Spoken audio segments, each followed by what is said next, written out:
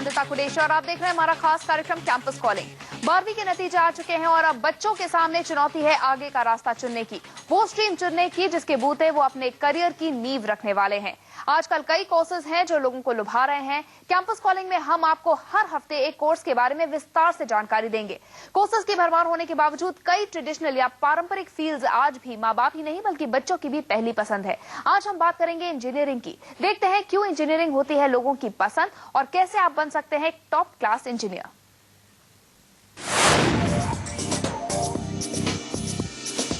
School खत्म करने के बाद बच्चों के ऊपर दबाव होता है सही करियर ऑप्शन को चुनने का, ऐसा ऑप्शन जो उन्हें दिला सके उनकी पसंद की नौकरी। बदलते जमाने के साथ करियर के हजारों ऑप्शंस खुल गए हैं, फिर भी कुछ ऐसी फील्ड्स हैं जो हमेशा से ही लोगों की पहली पसंद रही हैं। इन्हीं में से एक है इंजीनियरिंग। इंजीनियरिंग युवाओं को खासा आकर्षित करती है, शायद इसलिए क्योंकि इसका सीधा ताल्लुक होता है तकनीक से। हर चीज के विकास में होता है इंजीनियरिंग का हाथ, चाहे वो बड़े से बड़ा कंस्ट्रक्शन हो या फिर कोई इलेक्ट्रॉनिक डेवलपमेंट। यहाँ तक कि मोबाइल फोन और वेब डेवलपमेंट में भी इंजीनियरिंग की पढ़ाई काम आती है।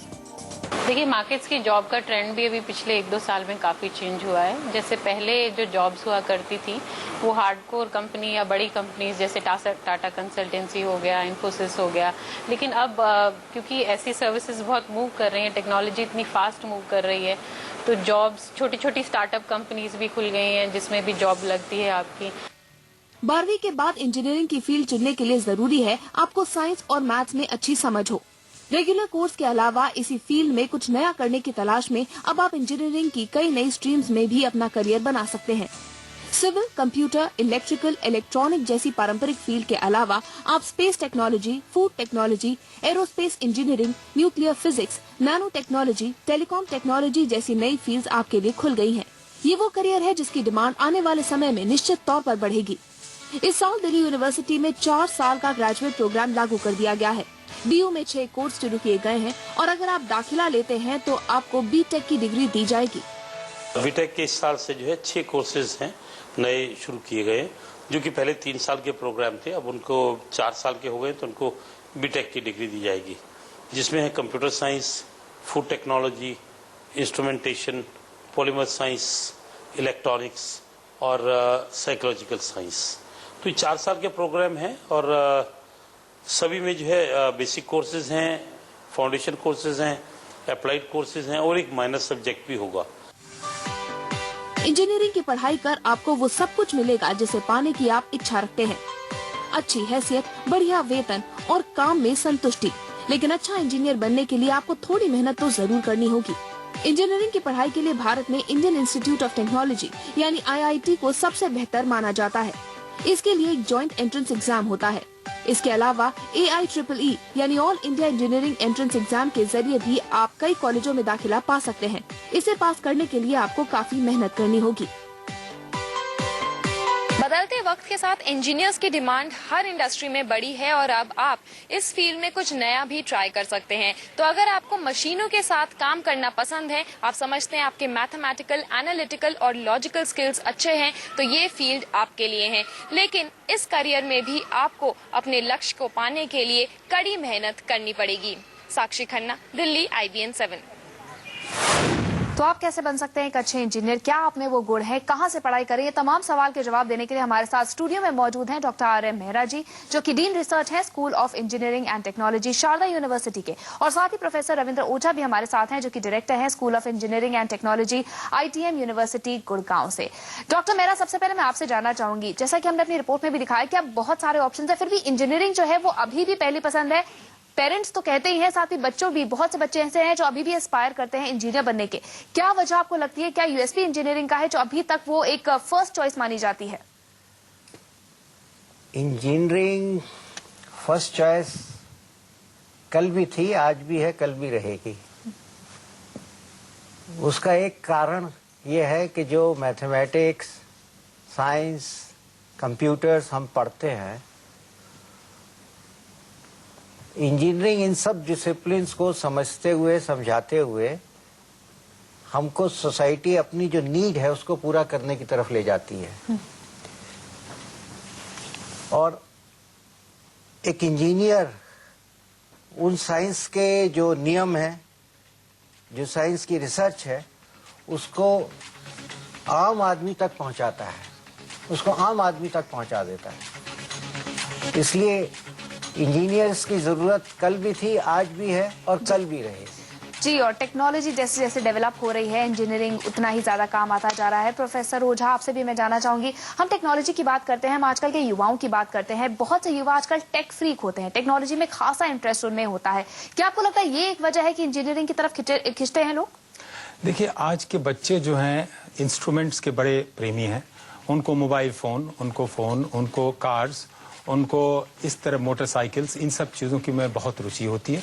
तो वो एक चीज़ है जो उनको उस तरफ खींचता है। दूसरी चीज़ है कि भारत का आप यदि पिछले 10 साल का रिकॉर्ड देखें तो इनका जो जीडीपी ग्रोथ रहा है वो कॉन्स्टेंटली 8-9 के आसपास रहा है।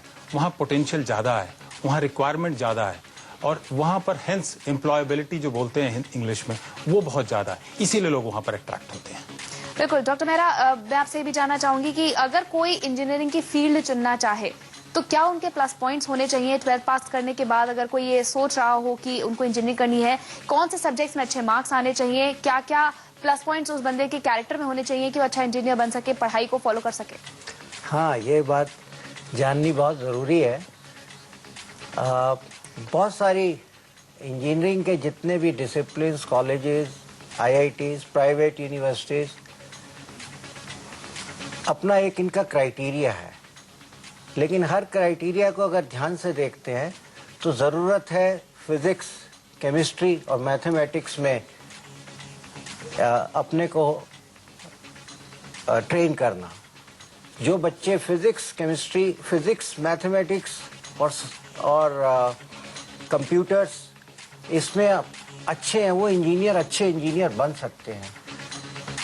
ज़्यादातर जितने भी एंट्रेंस टेस्ट होते हैं, जितने भी सिलेक्शंस होते हैं, वो फिज़िक्स, केमिस्ट्री, मैथमेटिक्स बेस्ड होते हैं, जिसमें कि मैथमेटिक्स और साइंस कंबाइन आ जाती है।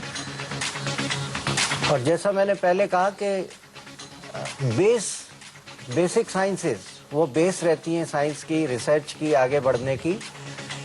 लेकिन सोसाइटी की डिमांड्स को पूरा करने के लिए इंजीनियर्स की ज़रूरत है। बिल्कुल। इंजीनियर ही साइंस के नियमों को समझकर और टेक्नोलॉजी को लगाकर उनको जोड़कर हमारे लिए और आपके लिए सुविधा के समान बिल्कुल प्रैक्टिकल एक अप्रोच जो है वो ला सकते हैं, वो इंजीनियर कर सकता है। जी बिल्कुल, इंजीनियर कर सकता है। और क्योंकि इंजीनियर ही कर सकता है और इतना बड़ा दारोमदार उनके ऊपर होता है, ऐसे में प्रोफेसर ओझा, स्कोप की अगर मैं बात करूं, कितना स्कोप है आजकल के जमाने में इंजीनियरिंग? जो कि पहले हम देखते थे कि सिविल, इलेक्ट्रिकल, इलेक्ट्रॉनिक, यही इन्हीं फील्ड्स में सीमित थी। अब ये बहुत ज्यादा बढ़ गई है, बहुत सारे नए नए आयाम खुल गए हैं इंजीनियरिंग में। क्या क्या स्कोप अब लोगों के पास है? अगर वो सिर्फ इन सिविल, इलेक्ट्रिकल या इलेक्ट्रॉनिक में ना जाना चाहे तो और क्या क्या चीजें हैं जिसमें वो आगे बढ़ सकते हैं इंजीनियरिंग को लेकर? पहली चीज जो प्रोफेसर मेहरा बता रहे थे, मैं उसमें एक चीज ऐड करना चाहता हूं। जो बच्चे जिनके पास क्वांटिटेटिव एनालिसिस करने की शक्ति है वो जाएं। और आज का जो इंडस्ट्री है वो मांगता है आपसे पीपल स्किल्स। वो लोग जिनके पास पैशन है, पीपल स्किल है और क्वांटिटेटिव एनालिसिस की एबिलिटी है, वो उन लोगों को जाना चाहिए। जो आप क्वेश्चन पूछ रही थी, पहले कोर सब्जेक्ट्स होते थे, इलेक्ट्रॉनिक्स, इलेक्ट्रिकल, मैकेनिकल, सिविल। आज आप देखिए तो उसके अंदर से बड़ी सारी चीजें निकल रही हैं और बड़ा स्पेशलाइज्ड, क्योंकि आज के इंडस्ट्री में आप देखिए या आज के रिसर्च एरिया में आप देखिए तो बड़ा ही स्पेशलाइज्ड एरिया हो गया है। नैनो के ऊपर, नैनो टेक्नोलॉजी के ऊपर काम हो रहा है, बायोटेक्नोलॉजी के ऊपर काम हो रहा है। पहले बायोलॉजी अलग होता था, टेक्नोलॉजी अलग, आज इनका मिश्रण हो रहा है।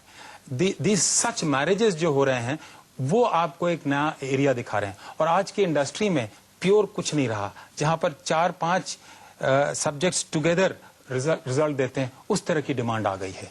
सो हेंस आजकल बहुत सारा डिमांड है हर एक एरिया में।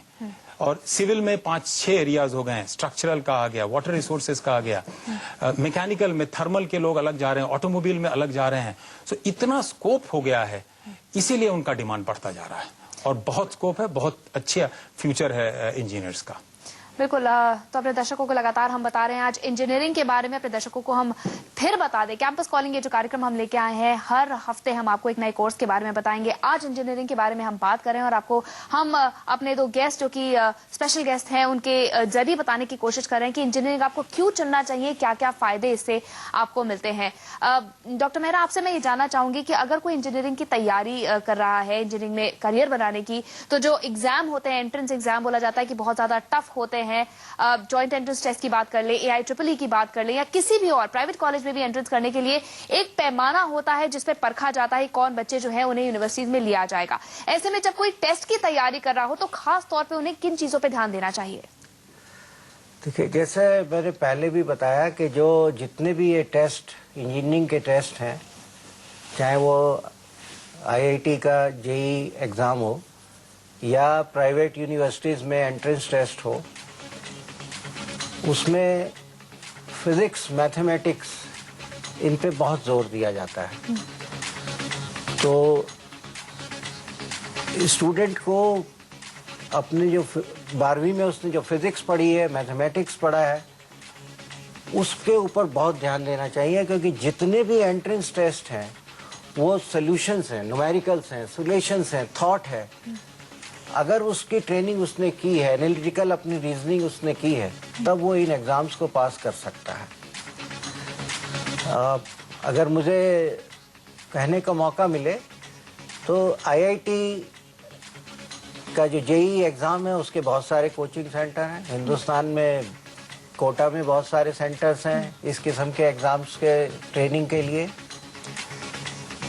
लेकिन यहाँ पर हम सबको मालूम है कि IITs जो हैं, जो अभी 7 और 8 IIT और खुल गए हैं, IITs की नंबर ऑफ सीट्स की लिमिटेशंस है और सारा हिंदुस्तान से जितना बच्चा निकलता है वो IITs में नहीं जा सकता है, क्योंकि मेरिट तो बनेगी ही बनेगी, आप कितने ही होशियार हैं।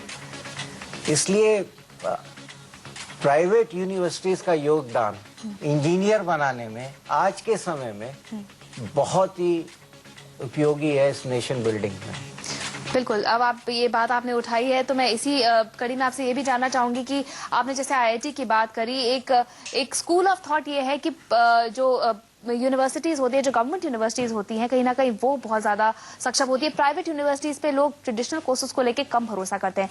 ऐसे में किस तरह से आप बताएंगे कि जैसे आप शारदा यूनिवर्सिटी से, बहुत सारी यूनिवर्सिटीज है, अब लोगों के पास बहुत बड़ा प्लेटफॉर्म है इंजीनियरिंग करने के लिए, ऐसे में क्यों वो पीछे नहीं है किसी भी एक IIT से?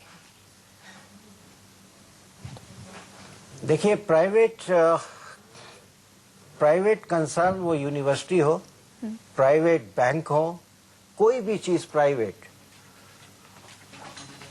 कॉर्पोरेट वर्ल्ड हो, उसमें एक ही फॉर्मूला चलता है, परफॉर्म और पेरिश, या तो करिए या मर जाइए।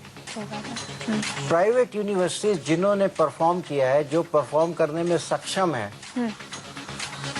वो किसी भी तरीके से IITs में जो एजुकेशन पैटर्न है और जो प्राइवेट यूनिवर्सिटीज में एजुकेशन पैटर्न है, उसमें किसी भी प्रकार की कोई कमी नहीं है। कारण, प्राइवेट यूनिवर्सिटीज अपने आप से पैदा नहीं हुई, वो भी गवर्न होती हैं भारत सरकार से। बिल्कुल, कहीं ना कहीं उन्हीं पैमानों पर वो चलती हैं और जितने बच्चे वहां से नौकरी जिनकी लगती है उन पे भी डिपेंड करता है कि वो यूनिवर्सिटीज कितनी अच्छी हैं। और भी बातचीत हम करेंगे प्रोफेसर ओझा और डॉक्टर मेहरा से, लेकिन फिलहाल एक छोटे से ब्रेक हम लेते हैं और ब्रेक के बाद जल्द लौटेगा, हमारी ये चर्चा जारी रहेगी।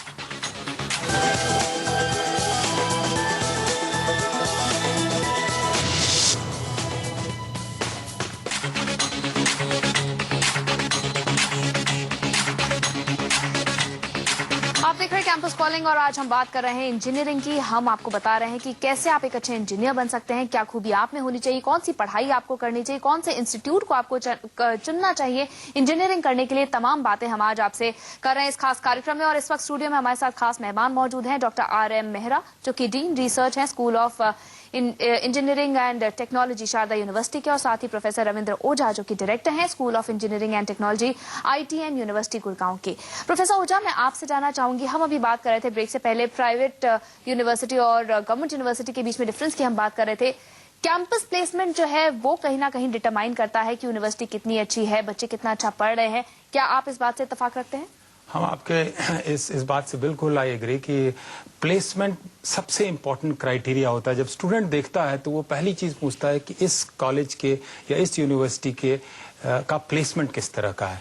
सो सबसे इम्पोर्टेंट चीज है कि कॉलेज या यूनिवर्सिटी आपको किस तरह का इनपुट देता है जिससे आप एम्प्लॉयबिलिटी आपकी बढ़ जाती है। सो आज देखिए आप तो private institutions are as good as जो IITs या NITs हैं। एक कारण है उसका, सबसे बड़ी चीज स्टेबिलिटी। वो जब जाते हैं जॉब में तो उनकी स्टेबिलिटी वहां बहुत हाई होती है। दूसरी चीज है जो एक्सपीरियंस, प्रैक्टिकल एक्सपीरियंस और इंडस्ट्रियल ट्रेनिंग वो लेते हैं वो बहुत ही पावरफुल होता है, जो उनको मोर प्रैक्टिकल और एडेप्टेबिलिटी उनकी बहुत बढ़ाता है। सो इन सब कारणवश उनकी एम्प्लॉयबिलिटी ज्यादा होती है और आजकल के इंडस्ट्रीज उन तरह के लोगों को ज्यादा लेती है। बिल्कुल। और डॉक्टर मेहरा, अगर मैं कंपनीज पॉइंट ऑफ व्यू से आपसे बात करूं, जब वो चुनने के लिए आती हैं किसी भी कैंपस में इंजीनियर्स को, वो किस चीज को देखती हैं? क्या उनके लिए प्राइवेट और पब्लिक मैटर करता है या वो सिर्फ स्किल बेस्ड लोगों को ही उठाते हैं? देखिए, शारदा यूनिवर्सिटी 2009 में यूनिवर्सिटी का स्ट्रेचर मिला है और पहला बैच शारदा यूनिवर्सिटी का अभी निकला है। जी, आपने बिल्कुल सही पूछा। और शारदा यूनिवर्सिटी का जो प्लेसमेंट जो हुआ है और जो प्रोसेस अभी जारी है, उसमें टेक्निकल स्किल एक कंपोनेंट है और दूसरा कम्युनिकेशन दूसरा कंपोनेंट है। ज्यादातर जो अच्छी यूनिवर्सिटीज हैं वो इन दोनों के ऊपर ध्यान देती हैं। बिल्कुल। हमारे पास special we have run special courses for example.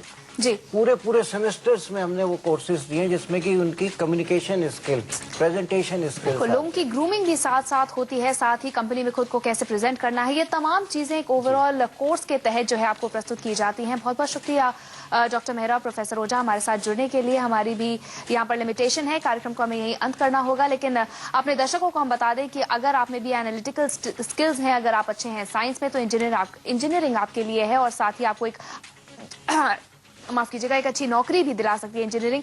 फिलहाल इस कार्यक्रम में इतना ही। नमस्कार।